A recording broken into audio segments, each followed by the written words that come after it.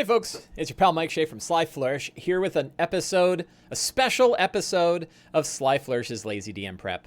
I recorded a show earlier today in which I talked about getting ready for the finale of my Ghosts of Saltmarsh campaign. I then left my Twitch channel going for 6 hours while I went to my game accidentally. I forgot to close OBS and the Twitch stream went on all that time. And a bunch of people were still here hanging out in chat when I got back. So I thought, you know what? What if I did a show in which I talk about what actually happened in the finale? And that will be a nice end piece to my Ghosts of Saltmarsh, all the game prep that I've done for Ghosts of Saltmarsh. Your DMJ says, this is my worst nightmare. You know that joining my Twitch channel is voluntary, right? You don't have to be here. By the way, my washer and dryer is going on behind me. I hope it's not too loud. Is it really loud? Tell me if it's really loud and I can shut it off.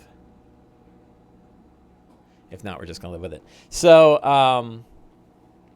accidentally leaving the stream on.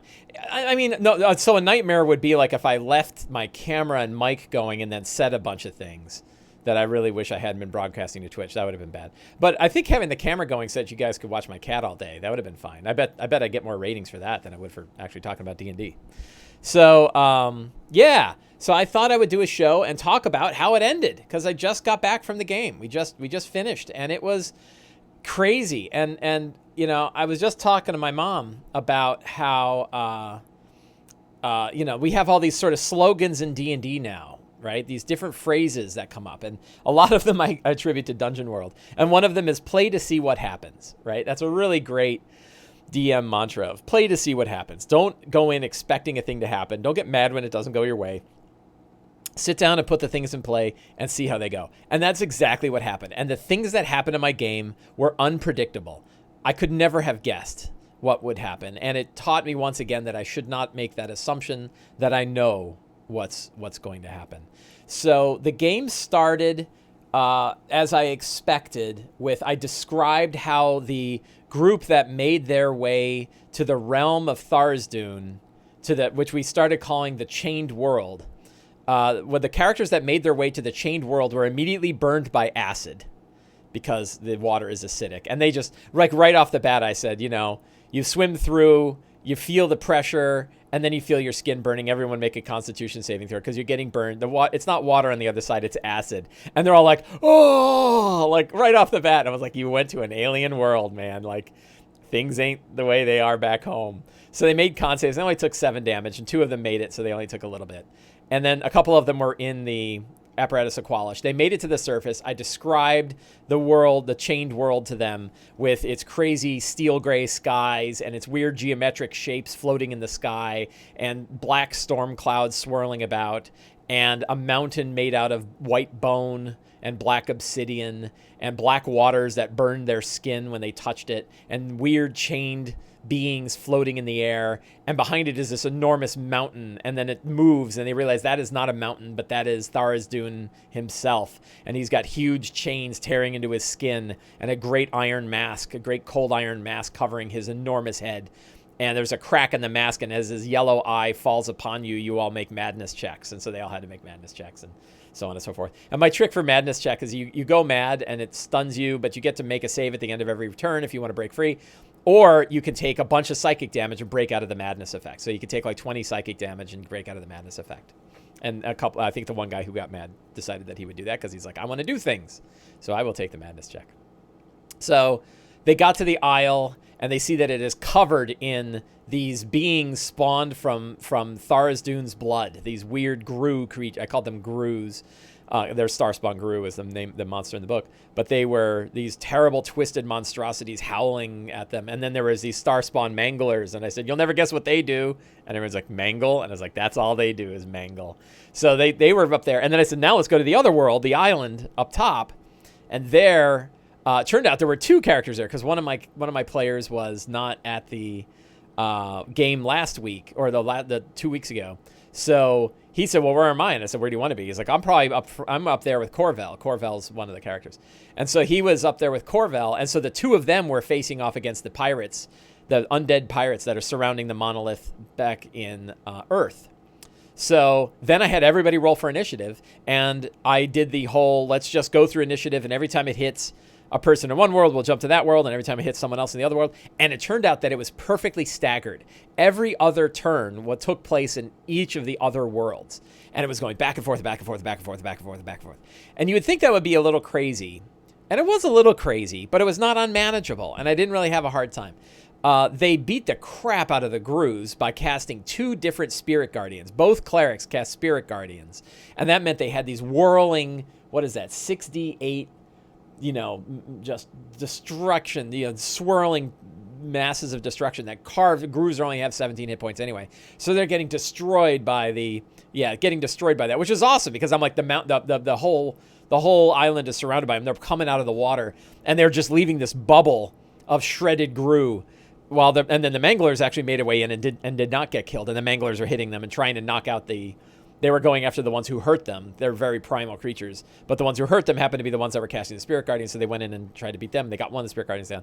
So great big fight down below on the island. And then up top, they started fighting the undead. And they cast Turn Undead. And they got rid of a bunch of skeletons. And then they were fighting like zombie Hulk, undead zombie Hulk pirates. And they had a zombie assassin who's running around stabbing folk, which was really great, the drowned assassin. And then they had to face Sea Prince Sergal himself, who's sitting there kind of leaning on his greatsword, watching them fight. And so, so the crazy back and forth fights. There were, I think, all 6 players were there. So everybody, the whole group was there, which is awesome. And it was a really powerful fight. They were hurt. I didn't really have a boss. The only boss I had this creature that was slowly floating in, who was a Starspawn Seer, reskinned as a scion, a chain god scion. And it was floating in and getting ready to hit them with stuff. And I had it just sort of as a, I said you see one that's coming towards the island, but there's actually like 4 of them. And in the meantime, they're smashing down the monoliths. And when Bless Sunspire, who is the one who is holding she has a sunblade that's intelligent and is filled with the angel who fought Tharsdune back in the ye olden days, and actually is the one who cut his mask open. Hey, my dryer stopped. Nice and quiet now. I'm yelling over my own dryer. So she found out that the angel who was in her sword was actually responsible for splitting open Tharsdune's helm. And that's what caused all of this to happen. And then Bless was like, I hate my sword. And the sword's like, I don't care if you hate me or not. We're staying here and we're going to be fighting these things forever. And Bless is like, huh. So she started smashing down the monolith up above, or down below. And then up above, Corvel with Thorzadune, a magical ore, smashes against the monolith up above. And as they're hitting them, they can each feel the tension changing in the other world. So there's the chain that's connecting these has tension, and as they're smashing them, they realize the other group is doing well, right? So there was an opportunity for the characters to recognize that, hey, they made it. Like they survived and they're working down there. And I thought that was really cool, like that idea that they knew it was working out. So they destroyed the monolith down below first, and then the rift started to close. And up above, he's still smashing the monolith. But they're like, we need to go. And Bless, so the Sunblade, Sunspire in Bless's hand, it tries to dominate her and says, we're going to stay here, and we're going to kill that thing. And your friends can leave, but you stay here. And she thought about it, and she said, no. And the sword said, well, I'm taking over. And it hit her with a domination, like when an intelligent item tries to dominate you. And she had to make a DC 16 charisma save, and she made it with like a 24. And she said, no. And she took the Sunblade and hurled it into the acidic water outside of the island. And the whole table's like, oh. And they're like, but what about, we need that for the vampire. And she's like, nope, I don't want it anymore. And then, oh man, characters' names are hard. Even now, the game is over and I forget every character's name. So Mac, the Goliath Grave Cleric, says, I want to grab it. And I said, roll opposed checks. Just have her roll in athletics or acrobatics to throw it. And then you roll in acrobatics or athletics to try to grab it. And she rolled low and he rolled high and he grabbed it. And it immediately, as soon as he grabbed the Sunblade, it tried to dominate him and it succeeded huge, way higher. So now it said, you're staying here. We're going to, forget about her. We're staying here and killing the sun god. And he's like, yep, that's my plan. And everyone else is like, seriously? So they're still fighting Farspawn Manglers, the Tharizdun Manglers and Grus, but the monolith is smashed. And now they're like, are we getting out of here? Are we not getting out of here? And in the other side, Corvel is using the ore, Tharizdun, and smashing the monolith on the other side. And he shatters it. And as soon as he does, I said, you've got basically like 3 rounds, including the distance swimming through the ground, to get out of the rift and leave the chained world. And so Bless and Skylar both run and fly to the apparatus of Qualish. And Mac says, I'm staying here. And they're trying to, so Dave, the Triton monk, is trying to knock Mac out with stunning strikes so he can grab him and drag him and get him out. And he keeps failing, and the stuns never work. So Mac says, no, I'm staying here. He's still dominated by the sword. He's like, I'm happy to be dominated by the sword. I'm staying here. Dave, get the hell out of here. And Dave looks back at the 2 people in the apparatus of Qualish, and he looks at Mac, and he says, my sister is safe. The rift is going to close. We've done what we want. I'm going to stay here with you. And so the 2 of them stayed in the realm of Tharizdun, in the chained world, while the 2 others got in the apparatus of Qualish and left. And they made it to the other side. And as soon as the rift closed, Corvel knew the rift closed. He knew that like their connection was severed, that there's no more influence of the chained god in this area, at least for now. And he said, he looked around, and all of the undead pirates, they all stop and look at him, and they're all confused and looking down, and they kneel down to Corvel. They all just say, and he says, what's your intent? And they said, our intent is your intent. We follow Corvel now. And Corvel says, you don't follow Corvel, you follow Zagig. And they're like, and they look around and says, we follow Zagig. And so he's like, all right. It's like he has this army of undead pirates that now worship the god he worships. And so the group got together. The 4 remaining characters got together up top. They see that the island is now sort of a dead, dead island. There's nothing happening on it, like no crazy evil stuff. And they make their way back to Saltmarsh. And meanwhile, the other 2 are still in the chained world. So they get back to Saltmarsh. They find out that Zolek, the vampire, has left, and he went into the Tomb of Horrors and sealed the door behind him, and he's gone. And so now the pirates are all crazy. So then I said, okay, 1 year passes. Like we do like the ultimate in downtime activity, which is you have a year. And one mistake I should have made is I should have warned people to kind of be ready for this, that, at the end of the campaign, we're going to jump a year, and we want to know like what happened to all the characters and what happened to the area. And, when you say it like right after this huge fight, everyone's like, a year? I was worried about 6 seconds, and now I got to worry about a year. So it would have been better. But the stories they came up with were amazing. So Thurvin, who always hated Zolek, went back to he sailed off in the ship, and he came back with the Inquisition of King Scotty and the Kyoland Empire, and said, vampires have taken over this town. We got to clean it out. And there were still a bunch of vampires left, even though Zolek left. So they never got Zolek, but they did get all the other vampires. And they said council, like one of the council members was, Ivan Ironblood, who was Zolek's right hand. He was his version of whatever Dracula's guy was. And so they hung him. Right. And they ended up hanging like half the council, and the rest of the council was taken over by imperialists. So the town switched over to imperial rule. And it's sort of like this, super strict, high religious, high imperial town that's fighting against the darkness of vampires and other things that are going on. So that was his backstory. Bleth, who lost the Sunspire, she realized that like the blade was her enemy all along, and she wants to go back there and destroy it. So she started going around and finding old sages and looking in forbidden lore to try to learn how to get back to that world, because she wants to really destroy that thing. She sees it as her next major enemy. She's always got this enemy in mind, and that's her new enemy. So hi Gondolar, weird double stream today. Thank you for coming. So she spent her days exploring old tomes and trying to find another way into the chained world. and after struggling around with sages and everything like that, she found a hint that said, go to the village of Hamlet and go to the ruins outside of the village of Hamlet, and you will find what you seek. And then, that was sort of her, like, foray into the Temple of Elemental Evil. Skylar, the Aarakocra Storm Cleric, went back to the temple, and he is trying to build he hunted down Scarran Wavechaser, the last member of the Scarlet Brotherhood, and brought him to justice. And then after getting Scarran, Wonder says, what's your verdict? So I will get to that. As soon as I finish talking about it, I'll talk all about how I feel about this campaign. Short answer, it's awesome, and I loved it.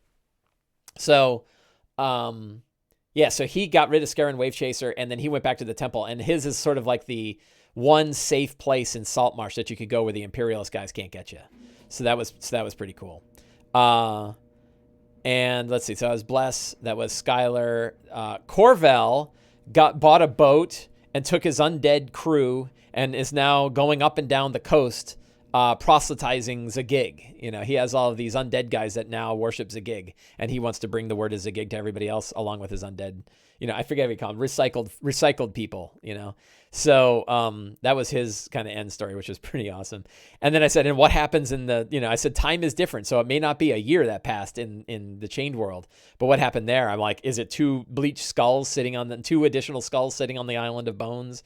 Or, and he said, no, like we've been fighting there and fighting, and we're scarred and beaten and twisted by the fact that we're there. And I said, and at one point you come up to this huge wall, and there's an old ancient million-year-old gate carved into the wall, and it tears open, and out comes Bleth along, and she's like, she comes in holding like an old sage on a chain, brings him in as she makes her way into the realm of the Chained God. And that is where we ended the campaign. And everybody thought it was awesome.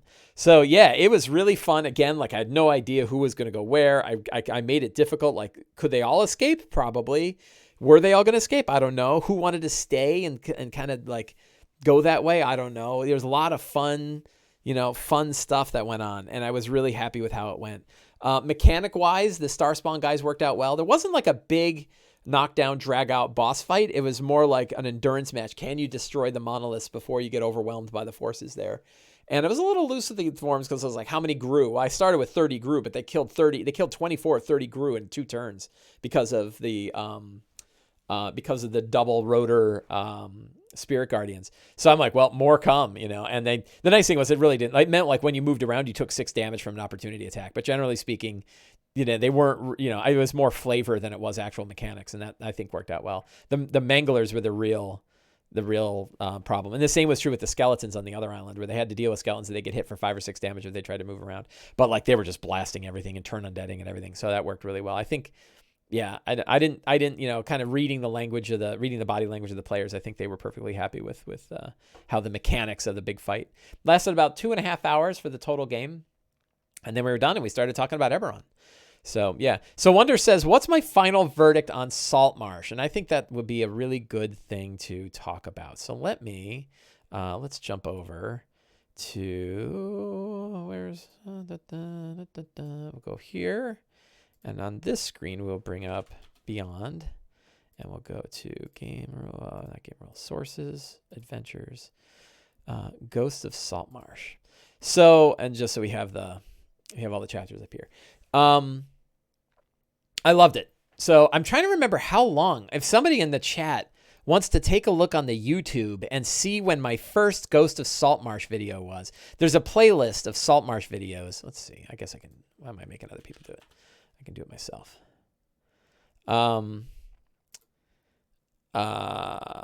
Video playlist is what I wanted. And let's go to one of these has to be a Ghost of Saltmarsh. Ghost of Saltmarsh D&D game prep. Go to the full playlist. And is this the first one? This was my first one. So let's look at this one. And that was done July. Okay, so this is about a little bit more. What was it, March now? So July, August, September, October, November, December, January, February, March. So it was a 9-month-long campaign, which is, a little short. I mean, it's not real short. Like I think we did Waterdeep Dragon Heist in less time than that. So 9 months. Some other ones, I think, like my bigger campaign ones, like I think Tomb of Annihilation went about 14 months, and I think Storm King's Thunder did about the same. So 9-month campaign, which was really nice, really, really good way to go.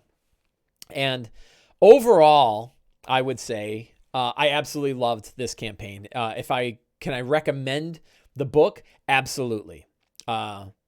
Yeah, your DMJ says 9 months is honestly, I didn't like campaigns that take years and years. Yeah, my campaigns since 5th edition have roughly taken probably between about 6 months and 6 and 18 months, and mostly in the year-ish time frame. So this is a little short, but yeah, it's great, and I like to let them go however long they need to go.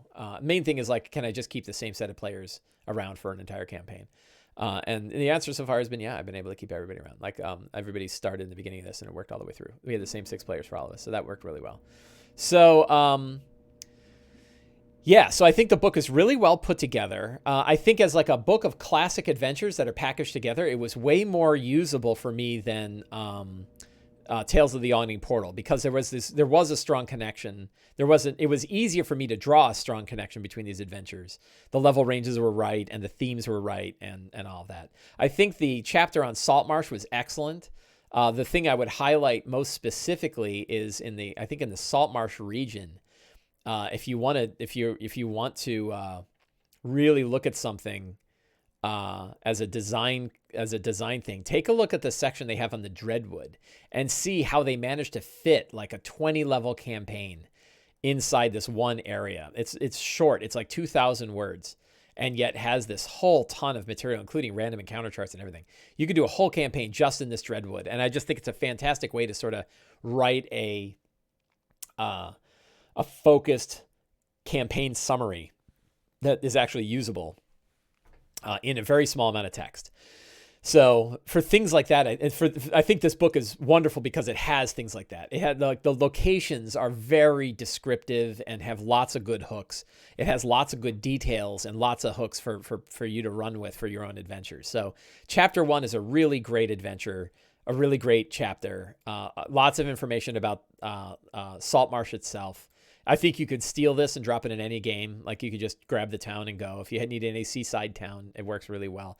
The whole Scarlet Brotherhood thing works really well. In last week, I had a whole episode of this show where I just talked about the politics of Saltmarsh. So you can watch that if you're interested. But So chapter 1 is excellent. Sinister Secret is so there are 3 classic adventures in this that are all connected. Sinister Secret of Saltmarsh, Danger at Dunwater, and The Final Enemy. Those are the 3 Sahuagin adventures. And they are also likewise excellent. I think there's a bit of survivorship bias. If we look at them and say, the old adventures were the good adventures, I would say that there's a bit of survivorship bias because they're good adventures that were picked out of hundreds, maybe 1,000 other adventures that did not make their way into this book. So they picked really good ones. And what's particularly good about like Sinister Secret in particular is a really fantastic adventure. And it's a great one that you could just run on its own. It's really, really fun. The only problem with Sinister Secret is that the hooks are not real strong. So you have to have, why are the characters bothering to go to a house that's haunted? Like, why would you go there? Is it treasure? Is it, you're trying to rescue somebody? There's got to be some hook. And the hooks are not particularly strong. Like, it has adventure hooks in here. All right, that for years there's a tale of a hidden hoard in there. Alchemist was there, but these are not particularly super strong hooks. So you kind of have to bring your own hooks to it. And I think I did. So that said, regardless of the lack of hooks, it is a wonderful situational adventure. There's a bunch of monsters and stuff up top, and then there's a bunch of smugglers below. And they're there, and they act as they would anyway. And the characters get to decide how they're going to interact with this and how they deal with the smugglers. Once they find out there are smugglers in the basement, it's up to them to decide, do we talk to these people? Do we try to sneak our way through? Do we try to, subterfuge? Do we lie to them? Do we just fight them? Both my groups ended up just fighting them, and it was a hell of a fight. But it's nice to have this sort of situation. The map is a really good map. Like the design of the upper and lower stuff works really well. 2 upper floors out of in a big sort of T-shaped building, and then a lower cellar, and then a bunch of caves. Yeah, see the lower cellar here and a bunch of caves. So really good design. Really works well. I loved it. It was a fantastic adventure. I would totally run it again. Danger at Dunwater, another classic adventure. And I would say the biggest problem with this adventure is where it puts its word count. Danger at Dunwater is huge. And yet the main thing is like, it's not exactly railroady, but it's like, well, there definitely is a wrong course of action. And that wrong course of action is you get into a fight with the lizard folk. So like this picture here on the left, if that happens, you've already kind of lost this adventure, because the whole point is you got to realize that the lizard folk are not the enemy and that the Sahuagin are the enemy. And you're not going to learn that by beating their faces in with giant mauls. So that's a flaw in this adventure. And I wrote about this in an article. The flaw in this adventure is if the game ends up where the players or the characters end up fighting the lizard folk, that's going to be a real problem. So it's okay if they fight a little bit, and the adventure has a little bit of convoluted ways to sort of deal with that. But I think it behooves the DM to make sure there is enough evidence. Two things: make sure your characters are not murder hobos and that they're not going to just go in there and fight anything they see, and that's a trick. And then two is make sure there's enough information in front of the players to question whether or not they're loyal, but not go in there with guns blazing. So it's a real trick. When I talk about the word count, like this is a huge chapter. And when you see the maps of this place, right, the maps are giant. So first of all, look at the number of rooms, 52 rooms, right? There's 52 rooms. So here's a giant map with a lot of stuff going on, right? I think, is that the whole map? I can't remember. Yeah, so this is the whole map of the place, and it's enormous. And guess what? If you're not fighting lizard folk, you don't need this whole map. You're not going to go to all these places. So there's so much of the word count is spent describing that there's all these places, barracks and all these halls and temples and everything else. And like the characters are just going to go there and talk to them. If you want it to go well, they go in there and talk to them. If they go in there and room by room start killing lizard folk, you're missing the whole point of the adventure anyway. So it's a trickier adventure. I don't blame it necessarily, and I still ran it, and it still ran well. But I would definitely recommend. I wrote an article about this. Let's see, go to Sly Flourish, and I'll go here, and I have Danger at Dunwater. This article here on Sly Flourish really summarizes how I feel the DM can steer it in the right direction. Ignoring the 52 rooms, set up the situation at the promontory, handling the murder hobos, remembering that your players are unlikely to surrender, and then going on a couple of quests. And this is where like one of the quests that I set up. Go on a couple quests for the Lizard Queen and then put her on your side. And that's really, luckily I was able to, to steer the adventure in the right direction, and it worked out really well. And I liked it. So yeah, if you want to know how to run this particular part of the adventure, I think running this is good. But end result is it's a fine adventure, but it's got some flaws. Salvage Operation is fantastic. Salvage Operation is the adventure where you go onto a haunted boat and you fight an evil cultist, and then you get attacked by a giant squid, and you have to get off the boat before the squid destroys, or a giant octopus before the octopus destroys your boat.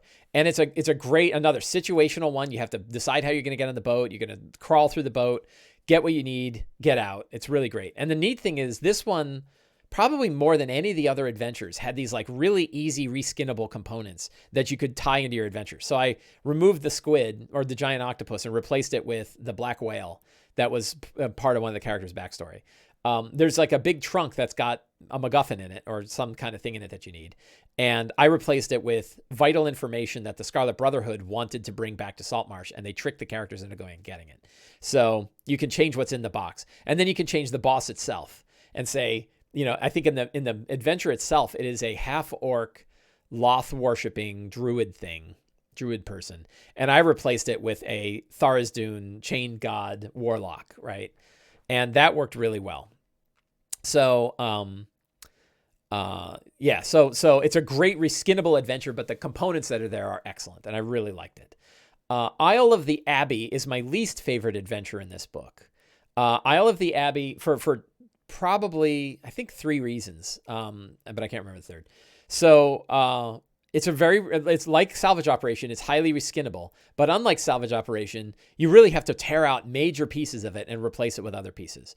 So One major problem is that you get to the beach of Salvage Operation, and once you get past the undead hordes, which is pretty awesome, fighting hordes of undead on the beach is great.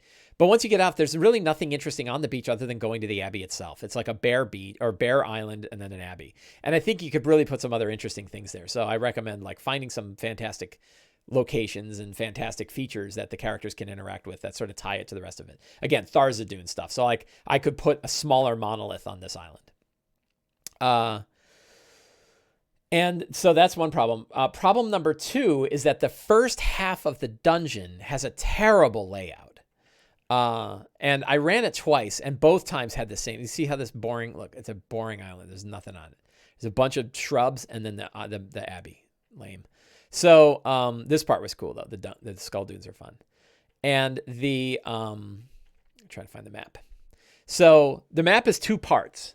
And part number 1, you come down a set of stairs and you're in a main room, and there's a bunch of people in the main room. And if you fight them, everyone hears. And then everybody in room 3, 4, 5, 6, 7, 8, 9, and 10 know you're there, and they all come rushing out and do stuff, or they don't, and it doesn't make any sense why they do that. So I really found this part of, it's just a bad layout, right? Like having it where the characters show up in the middle of 10 rooms, 8 rooms. And then, like everyone in those rooms is going to hear you. So whether you're negotiating or lying or fighting, everyone else is going to know. So this layout is a real problem. Like there's no way to sort of not have all of the NPCs in this place know that you're there. So that was lame. And then the second part is there's this whole section of the area that is a neat idea called the Winding Way, which is this sort of evil temple death trap dungeony thing. But it's a real slog. It's full of traps. It's full of specters. The monsters don't make any sense. There's typos actually in the book where it describes one set of monsters and then it turns out it's another set of monsters in the other part of the description. So there's a lot of problems with it. And I ran it for 2 groups, and both groups were like, I think one group I ran it as is and they hated it. And then I ran it slightly different for another group and they were like, it's okay. And then I said, you know what? They should just tear it out and put another map in here. And I'll give you an example. Like imagine tearing this map out. Let's go to Dyson. When in doubt, when you need a map, go to Dyson. Go to DysonLogos.com. DysonLogos.blog. It's great. And we're going to go to the all maps section. I thought he just put up a new map. Where is his latest map? This isn't right. Let's go to home and see. Yes. So here's an example of a Dyson map that I would probably put in its stead, right? Where you have your natural caves and stuff over here on the left, and you have a bunch of worked stone places on the right. You have tombs. I could easily take this map, reskin the stuff out of Isle of the Abbey, and use this map instead. And now there's interesting ways to work. There's tunnels and connections and backtracks and loops and all the kinds of things that good maps have. So much better map. The funny thing is he drew both maps, right? He drew this one. This is a Dyson map that he drew on their commission, and then this is one he drew on his own, and I think the one he drew on his own is better. So it's a very reskinnable one. So the 2 parts of the dungeon suck and the island sucks. So that's my Isle of the Abbey. It's reskinnable, and you can easily, somebody said, hey, this is where you put your Isle of Dread. Sure, you can put whatever you want here, and that's what I would recommend is reskin the whole place, and put your own thing here, which really means don't run it. Run your own adventure instead. The final enemy is the final adventure of the 3 Sahuagin line. So this is the sequel to Danger at Dunwater. And in this one, you have to go infiltrate a Sahuagin lair, which is built atop a lizard folk lair, and try to find out how strong their forces are. The map is, sorry. So I don't know where my mouse is. So this is another great situational adventure. There's lots of ways the characters can approach their infiltration of it. They can go in and try to assassinate the leadership, which I think works best. If they go in and they start a bunch of shit and then leave, then maybe the Sahuagin attack Saltmarsh. So there's lots of ways this can go. I really liked it. I would say the maps are kind of hard to deal with because they're so big and there's 3 of them. 3 giant layers. Beautiful art. This whole book is full of beautiful art, by the way. It's really, really nice artwork. So that's level 1. Down here, that's level 2, and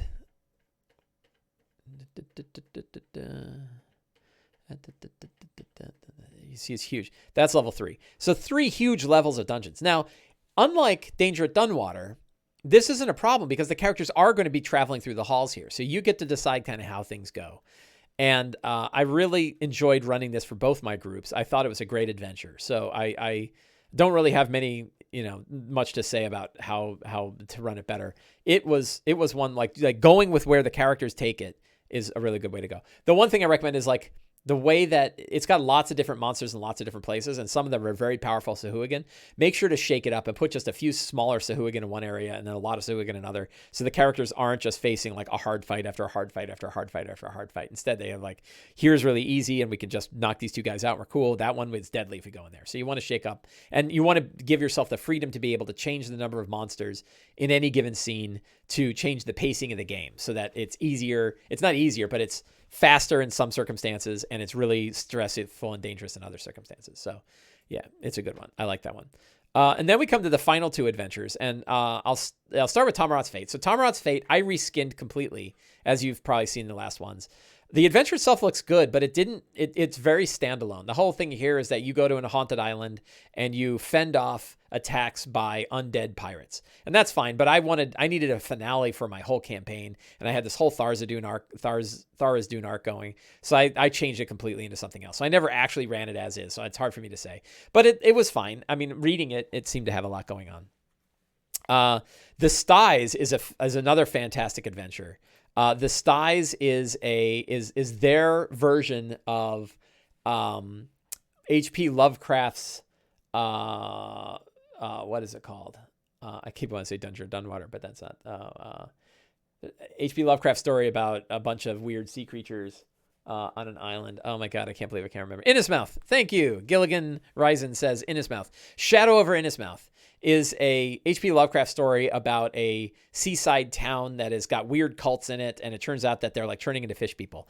And that's exactly what's happening in the Styes. So reading that one and running this one is great.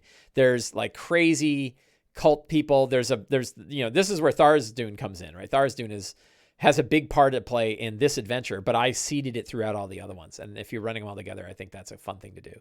You have murder mysteries, you have weird places to explore. There's, all kinds of neat stuff going on here.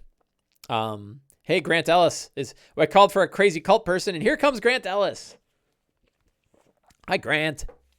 So this one is a really good. I was talking to somebody in my Discord channel recently, and they said this is like their go-to standalone run-a-game adventure. And I think it could really play out that way. It's a really fun mystery, lots of places to go. It's got its own sort of big city with its own council, so you even got a bunch of different people to handle. To a bunch of different NPCs to deal with. So it's got some interesting fights. It's got a kind of a cool dungeon with like a big thing hanging over it. So I think on its own, it's a fun adventure. And then I think it's easily reskinnable. I don't know why there's a red slot here. That's a little weird. Sometimes the monsters, that's, I guess an overall complaint. I'll get to an overall complaint. Mr. Dory, that's one of the grossest pictures ever. He doesn't look like he's having a good day. The guy's got COVID-19. So, too soon. So, really good adventure, a lot of fun, and again, sort of easily reskinnable. I was able to kind of pull out different parts of it and replace it to sort of feed into the rest of it. So I ended up running this as the second to last adventure instead of the last adventure. And then the last adventure was sort of the finale going into the Endless Nadir and facing off against the Realm of Tharizdun. And that was really good. So yeah, I really like that adventure. So those are the 7 adventures in the book. The one other thing this book has is fantastic appendices. The appendices here are just awesome. It starts with what you would expect, which are like ship stats. So it's got a bunch of different kinds of ship and different AC and like what your kind of crew you would need to have them. And, here are the stats and here are the maps. You can print the maps out on blueprint paper for pretty cheap if you wanted to have some maps, So that's really great. I didn't use these a lot because I don't really, the stats for vehicles don't really interest me that much. It's like, I don't know that anybody cares and I don't really care. So I tend not to worry about the stats for stuff like this, but some people do, and that's great. And then here's like a great sailing ship. If you need a map for a sailing ship, you got it. Here's a warship, some really cool maps for this stuff. Then this is really great. It's got these, they call them superior ship upgrades. But they're really like magical ship upgrades, right? It's like if you want to have a lot of money, like look at this, $15,000 in 1d4 weeks of work. But you can get like hulls that like, Tempest rages within rune-etched iron chains. Raiders and pirates who are operating the blessings of storm gods sometimes make use. So you have all these different like magical constructs of the ships. Gilligan says, I wouldn't care either about the stats, but I am a sucker for ship layouts. Yeah, and the ship layouts are here. They're great. So yeah, but then these magical ship upgrades are pretty awesome. And both my groups, they bought like one or two of these, and it was really cool to add these things. And Grant said I use them as guidance for making custom spelljammers. Yeah, you could definitely take these like Clockwork Oars or Everfull Sails. These are magical ship upgrades, and they cost a ton. So it's something I kind of wish I had spent more time on. That's probably a failure on my part, was not giving the players enough sort of options to upgrade their ship. I think that I could have like given them a map and let them like write in the upgrades, and they're paying lots of money. They're earning lots of money, but they're paying it out to get the ship upgrades. But it never really came up. And yeah, I don't know, arcane, weapon upgrades. So there's a lot here that could have been, right? And I'm too lazy to do it, which is a shame, because I think that would have been something really fun. A bunch of stuff at traveling at sea, things you can do, different checks you can make. So these are like your skill challenges for sailing, which are really good. I didn't use this either, so kind of a bummer. I really didn't go into the appendices nearly as much as I would have liked. But there's a lot going on here. Crew conflicts. It's really this whole book, this whole appendix is a workbook for sea travel in D&D. It's a big chunk of the book, and it's got a whole bunch of stuff. Gilligan says, how much gold do adventurers get in the campaign? I don't know, but probably not, 15,000. That's a lot. So I don't know. Probably stuff's probably too much. I don't think you get many upgrades, but I don't think the idea is you get them all. I think you pick like 3 of the big ones, but still 45,000 gold. Who knows? And my group did not get 45,000 gold, but I didn't really worry about it. So then, so there's a bunch of like different events you can have at sea. Then there's ocean environments. This is really cool. These ideas are like blue holes, which are like circular sinkholes that form deep under the sea, and then monsters that hide in the blue holes, coral reefs, lots of random encounter stuff, really cool kraken graves, lure lights, all sorts of interesting things. Magical storms of all different kinds. These are really cool. Again, I didn't use them, but I really wish I had, because there's a lot of cool stuff here. Shipwrecks. There's a whole thing for shipwrecks and whirlpools.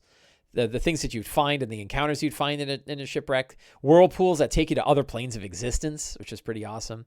Whole sets of random encounters at sea at different level ranges, all the way up to 20. Ancient bronze dragons and dragon turtles. Random ships that you run into when you're out there, a whole bunch, including names. So you could have the Drunken Jester, or the Misty Prince, or the Red Barnacle, or the Twilight Princess. All stuff like that.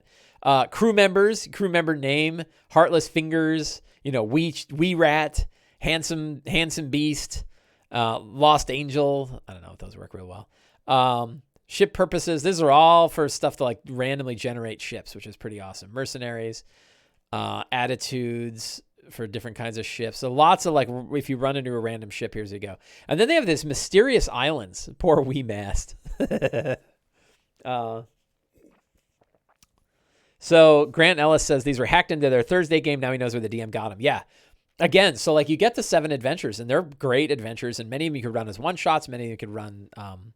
You could run them as one shots. You could run them as in a series, as I did, like a campaign.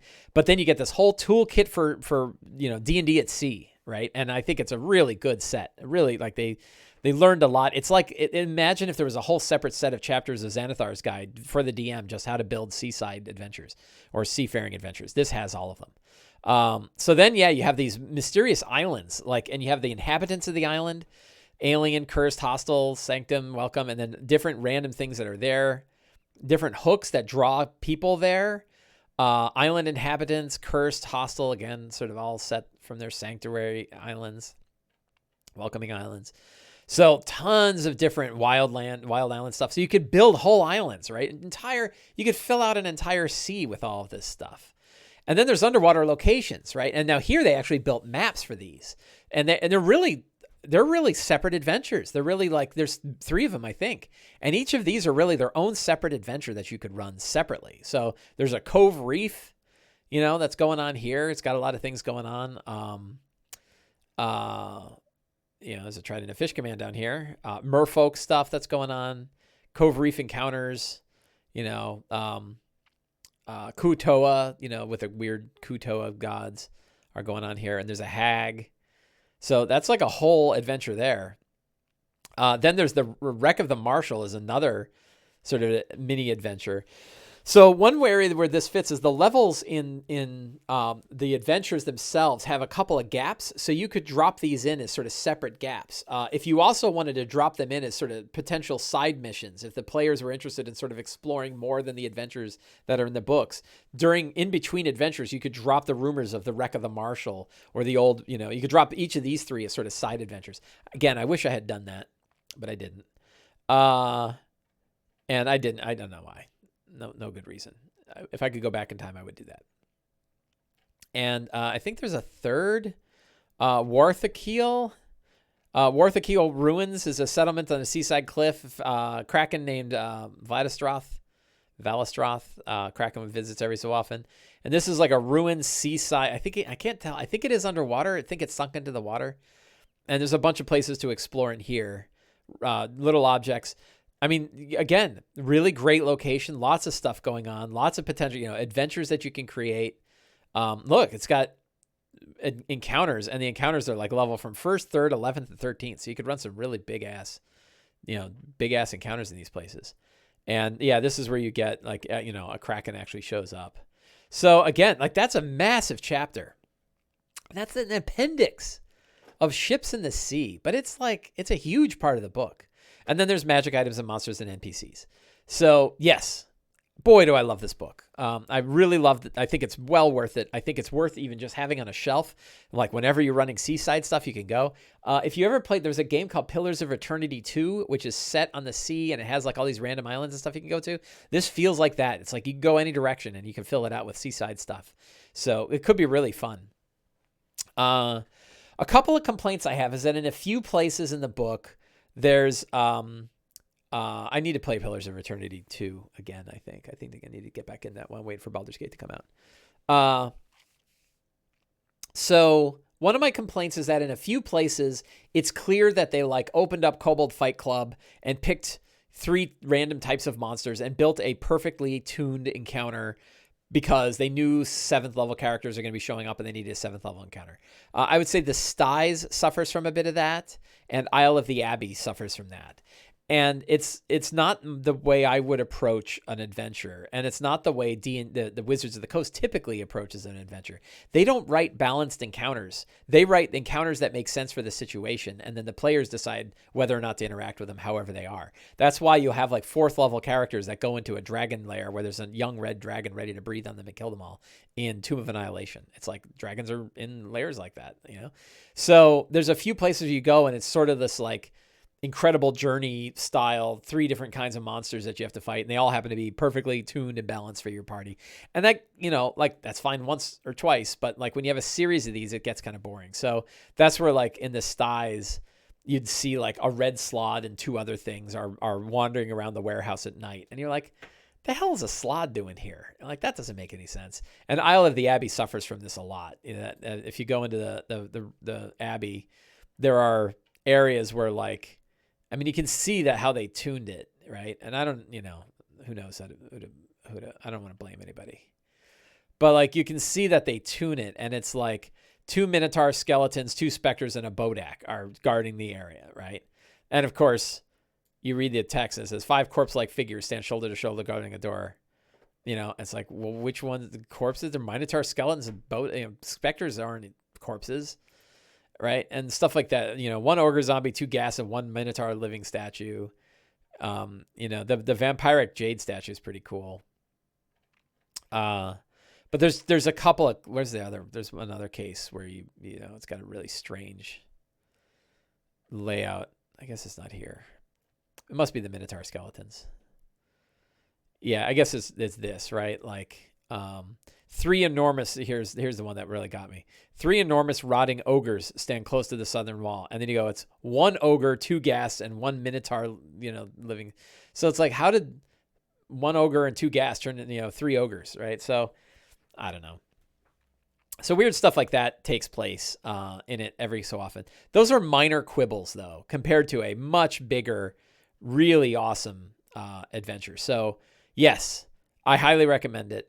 I think it's a fantastic set of standalone adventures, and it can work pretty well into a fun campaign. I ran it for 9 months for 2 different groups, and both groups, I think, enjoyed it a lot. I enjoyed it a lot. And it's different than the sort of sandboxy adventures that you get with like Curse of Strahd or Tomb of Annihilation or anything like that. But I think it is it's fun. It's a really fun adventure nonetheless. I like it very much.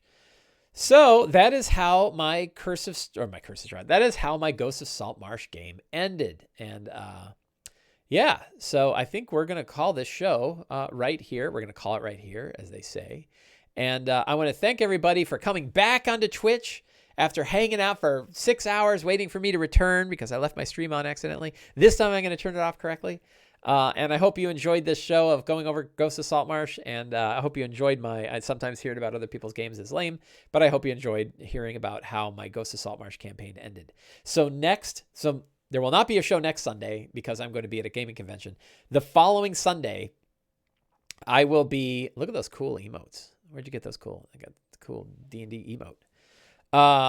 The following Sunday, 2 weeks from today, I will be back on the show and we'll be talking about setting up a session 0 for Eberron, Rise of the Last War, and my upcoming campaign, Eberron, the Second Morning. So I want to thank everybody for coming. Have a great day and have a great couple of weeks and get out there and play some D&D.